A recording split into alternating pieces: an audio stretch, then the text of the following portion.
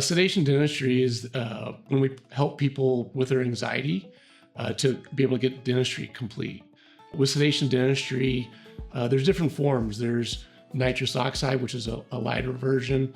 There's oral sedation, and there's IV, and those two are very similar.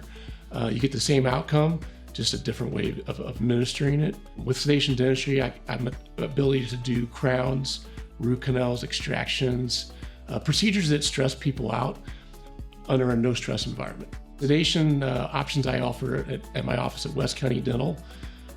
One is with nitrous gas. You could drive yourself to and from the appointment. Cuts down on anxiety, allows you to get things done that you maybe normally wouldn't do just completely awake. The other form of sedation we do is oral conscious sedation. It's pills versus needles. A lot of people really like that. I've been doing it for 15 years plus, and it allows people to get done the crowns, the root canals, the extractions that they typically wouldn't do awake. The type of sedation for each patient varies. I have a conversation with them and we kind of go through the different ways. And generally they make the decision for themselves, but they also ultimately lean back on me for what I feel would help them out the best. If they're on the fence, I opt to do the oral conscious sedation because it works so well. It's beautiful the way it allows people to get rid of their anxiety and have amnesia from the whole thing. Sedation dentistry is very safe. When I administer the sedation for folks, we have a monitor hooked up the whole time. So we're watching their numbers and keeping track of the breaths, of the heart, pulse, and it's a very repeatable process. Sedation dentistry at West County Dental allows me to help people that have been away from the dental practice for years.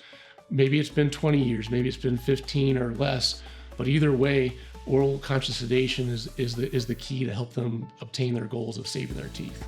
Sedation dentistry allows people that typically in the past avoid going to the dentist to get the work completed. And what we find is that once they have it, that each time they come in, it's more repeatable for them and it's not as fearful. And sometimes they don't even need sedation dentistry after several visits.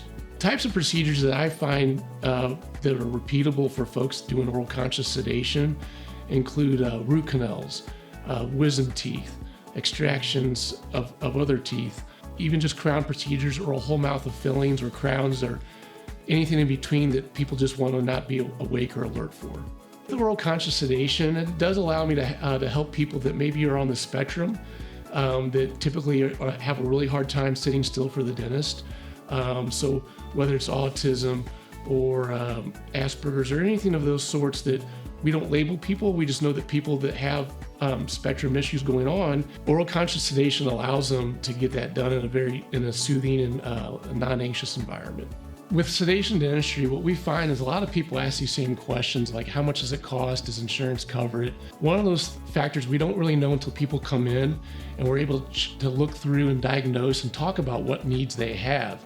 In the end, what we find out is that the cost is less than what they anticipated, and that whatever benefit they have with an insurance, my front office can work through with them and find a plan that works best for them.